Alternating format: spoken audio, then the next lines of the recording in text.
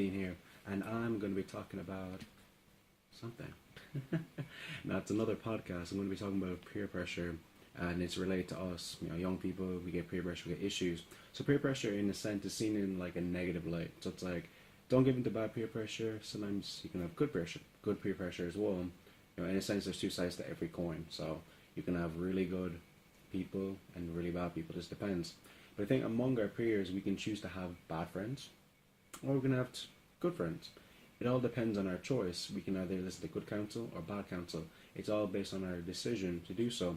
So I'm going to show you guys in scripture in 1 Kings chapter 12 verses 1 to 13. I'll put like the kind of like the snippet of it right there so you can read it with me. So it says in 1 Kings chapter 12 verses 1 to 13, it says, "And Rehoboam went to Shechem, for all Israel were come to Shechem to make him king. And it came to pass, when Jeroboam the son of Nebat, who was yet in Egypt, heard of it, for he was fled from the presence of King Solomon, and Jeroboam dwelt in Egypt. And that they sent and called him, and Jeroboam and all the congregation of Israel came, and spake unto Rehoboam, saying, Thy father made our yoke grievous. Now therefore make thou the grievous service of thy father, and his heavy yoke, which he put upon us, lighter, and we will serve thee. And he said unto them, Depart yet for 3 days, then come again to me. And the people departed. And King Rehoboam consulted with the old men that stood before Solomon his father while he yet lived, and said, How do ye advise that I may answer this people?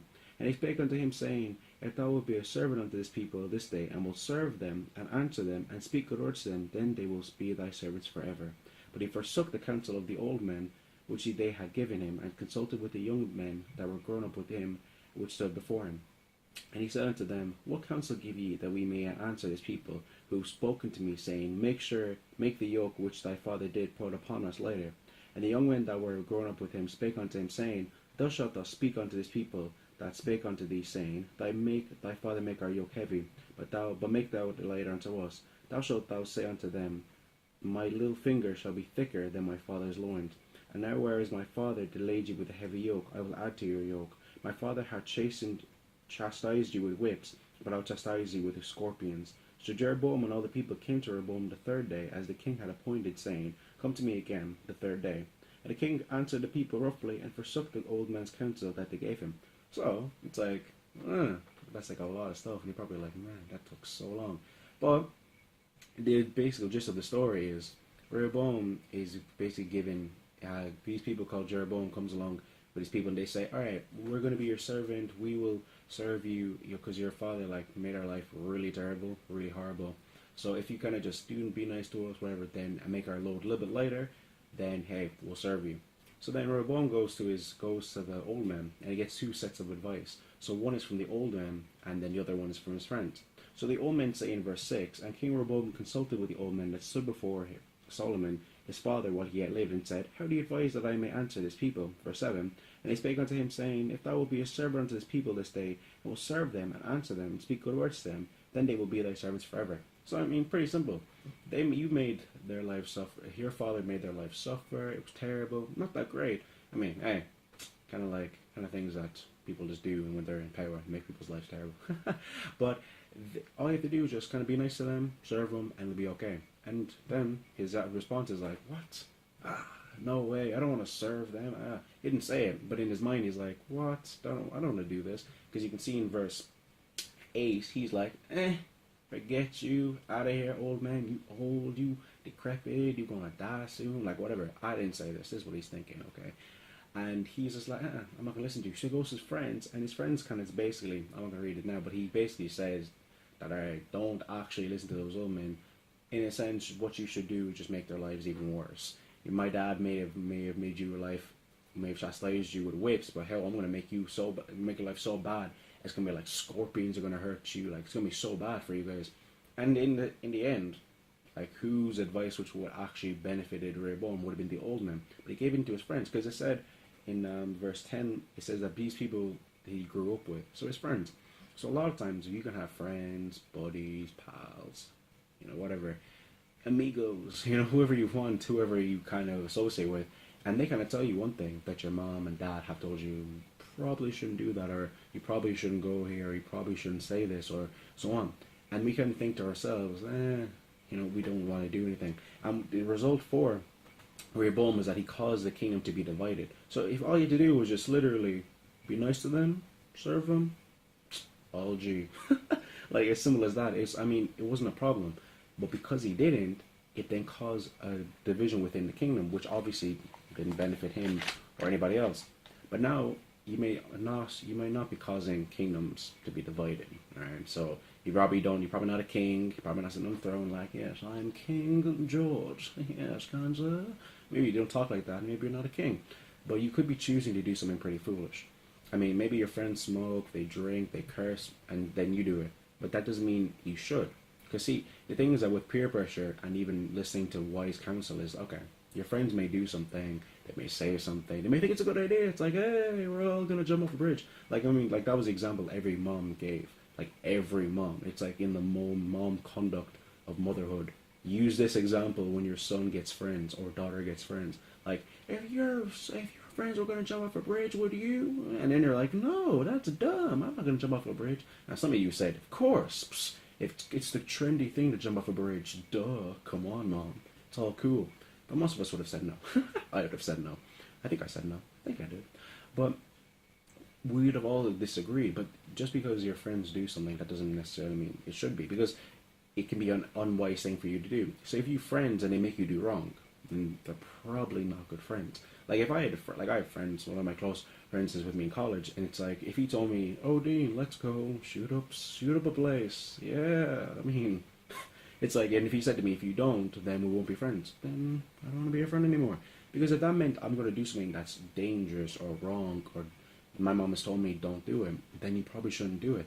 Because and if they threaten to keep friendship, then you probably shouldn't be friends with them. Because it should never be something that it's forced. If you're friends with somebody because you like them, they like you back. It's never like a contract where, well, this is what you do and this is what I have to do, and then we have to fulfill the contract, and then that's it. It's never like that. It's meant to be, hey, you're my buddy, you're my pal, hey, how you doing? It's all great. It's never meant to be sort of like, well, if you don't do this, then we can't be friends. Because that's not friendship. That's just a contract or a marriage. I don't know. But see, the cool thing is that when you look at 1 Thessalonians chapter 5, verse 22, it says, abstain from all appearance of evil. So anything that looks wrong, dodgy, strange, anything that your friends tell you that is like really bad, you should kind of keep away from it. Because even if your friends smoke and they may think it's cool, they drink, they think it's cool, they go to these places that are bad, they think it's cool, that doesn't mean you should do it. You should kind of be the person that's sort of on the outside, looking and saying, maybe this isn't a good idea, maybe I shouldn't go here, maybe this is dangerous, and abstain from it. Because, I mean, to be honest, like, if you lose those friends, then lose them. It's better, you're probably better off. Because if they all get caught up and thrown in prison, at least you won't be. At least you're the one outside like, oh, I feel so bad for you guys, but at least I'm not in prison. And that's kind of that's always like a better option for any person, to always do what you're supposed to do. And you might think in your head, man, these friends, they're the best thing ever. Oh, I'll never find better friends than this. But it's like, if you literally just leave them, and you'll find people who are really good friends. Because, to be honest, it's like those I guess generally through life, even for myself, it's like I've gone through certain set of friends, left them. Went to another set of friends, left them. Went to another set of friends, left them. And now I have different people who I consider friends, and then people who I've solidified a relationship with, and now it's like, yeah, these are my friends. These people I can go to them, they would pray for me, or I encourage them, I can play basketball, and I don't have to do these really bad things, and they know me and they care for me, and those are good friends that will apply good pressure towards me to do what is right and not what is wrong. Because in a sense, the simple illustration to give you, it's better for you to be a shepherd rather than being a sheep. Because in a sense, all sheep do are just follow each other. They're silly. They don't even know where to go. So it's like if one sheep is like, bah, let's jump off a cliff, bah. I mean, every other sheep is like, bah, okay, let's jump off a cliff. They're not like thinking, that actually is a bad idea. Jumping off a cliff. I mean, I could die. Man, I could mess up my nice fur. This is terrible. No, they're just kind of like, let's jump off a bridge. Woo, let's go. They don't think about it because they're just following each other. But a shepherd comes along and says, no, come here, over here. Come on. Don't go that way. Don't go in that route. Follow me. Come back to this side. I'll keep you safe. And that's what benefits any person when you do it.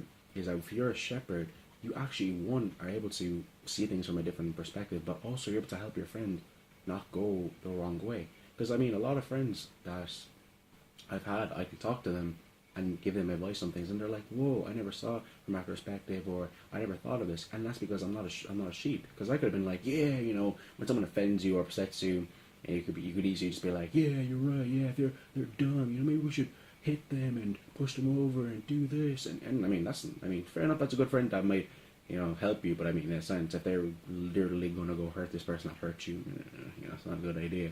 Maybe you should be away from them before they hurt you. But in a sense, if you're going to do something that is incorrect, and it's better for you to keep away and be a shepherd and lead people away from stupidity and lead them to a right path and do what's correct and do what's proper.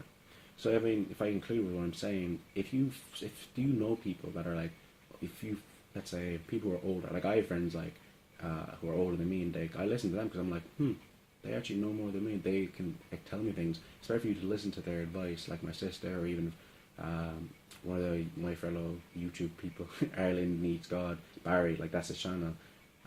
He like is one of my close friends because he teaches me so many different things. I'm like, man, I never thought of it that way or saw it in this perspective. And even your parents know a lot more. That's why the Bible says to honor thy mother and thy father, because they know more things. They really do, and you should listen to their advice because they do know more. And don't just follow a crowd. You know, don't just do what everybody else does, because everybody else can do something really, you know, dumb or silly or incorrect, but it doesn't mean that you should then do it just because everyone else is doing it. So that's kind of really it. That's all I can really say now. So I hope you enjoyed this video. Do like the video, do subscribe, put on notifications bell so you can know when I'm uploaded stuff. Share it with your friends, and just also check out my friend's YouTube channel, which I mentioned, Barry, called Ireland Needs God. It's like a really good channel. He's recently been talking about like abortion, and talks about like hell, talks about different things that relate to the Bible, and things like salvation and so on. So it's a really good channel and really interesting. So I hope you enjoy this video. See you guys later. Bye.